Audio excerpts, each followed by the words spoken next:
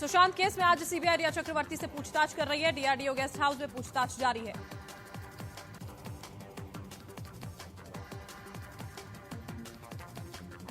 CBI ने 250 सवालों का खाका तैयार किया है। एसपी नुपुर प्रसाद रिया से पूछताछ कर रही हैं।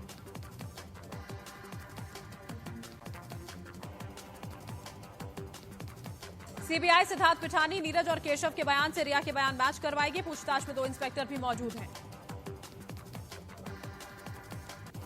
सुशांत केस में आज सीबीआई जांच का 8वां दिन है। सीबीआई की टीम 3 अलग अलग टीमें हैं। शौविक, सिद्धार्थ, नीरज से वो पूछताछ कर रही है।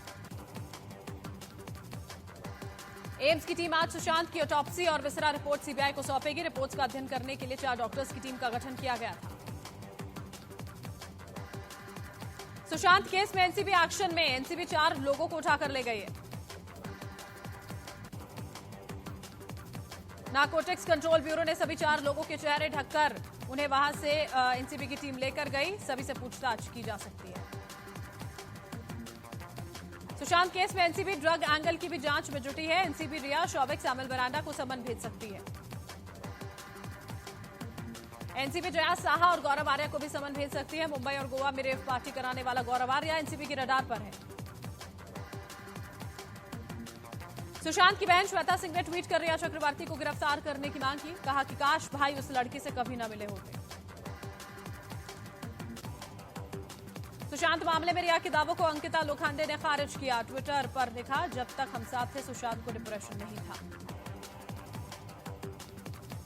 अभिनेत्री कंगना रनौत ने भी अंकिता का समर्थन किया। कहा कि रिया की डेटिंग से पहले सुशांत को मानसिक बीमारी का कोई इतिहास नहीं था। शेखर सुमन ने ट्वीट किया कि एक पल के लिए मैं भी रिया के प्रदर्शन से धोखा खा गया था। उसने अच्छी रिहर्सल की थी।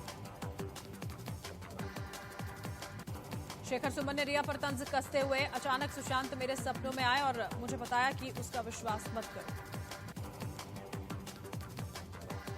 यूनिवर्सिटी में फाइनल ईयर एग्जाम को लेकर सुप्रीम कोर्ट ने यूजीसी को बड़ी राहत दी है। कोर्ट ने परीक्षा पर यूजीसी के सर्कुलर को सही ठहराया।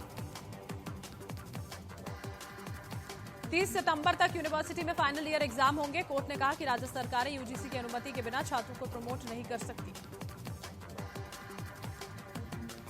सुप्रीम कोर्ट ने कहा, राज्य सरकारें कोरोना संकट काल में खुद से एग्जाम नहीं कराने का फैसला नहीं कर सकती।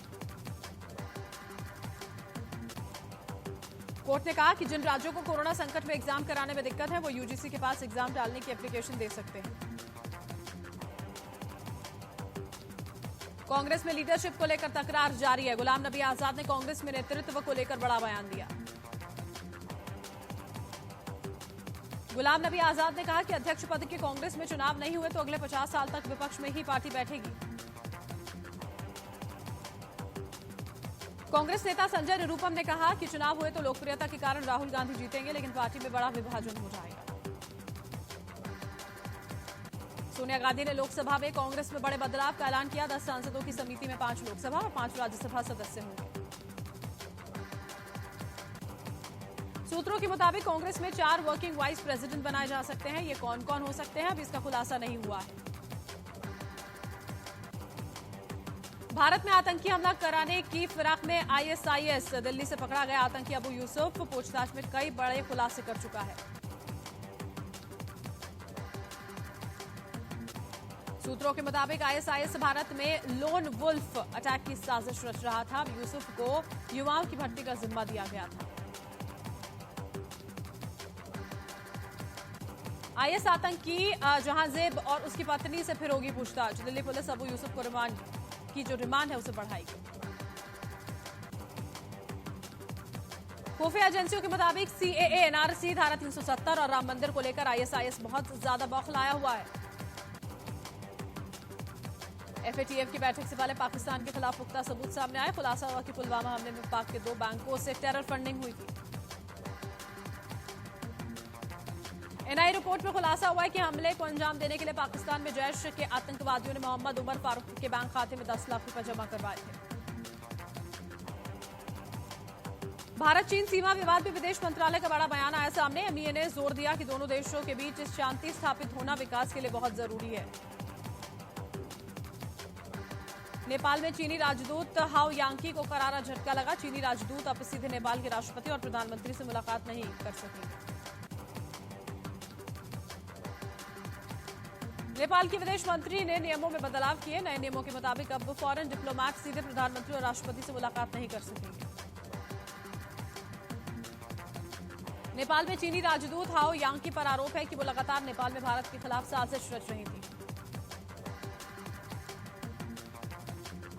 आईसीएमआर के मुताबिक 27 अगस्त तक 3,94,77,848 सैंपल्स का टेस्ट हो चुका है। गुरुवार को 9,01,338 सैंपल्स का टेस्ट हुआ। देश में कोरोना की रफ्तार कम होने का नाम नहीं ले रही। पिछले 24 घंटों में 77,266 नए मरीज आए सामने। देश में कोरोना से 24 घंटों में 1,057 मरीजों की मौत हुई है। मौत का कुल आंकड़ा 61,529 हुआ। अब तक 25,83,000 मरीज ठीक भी हुए। देश में अब तक कोरोना के 33,87,501 मरीज सामने आ चुके हैं। इनमें 7,42,000 से ज्यादा एक्टिव केस।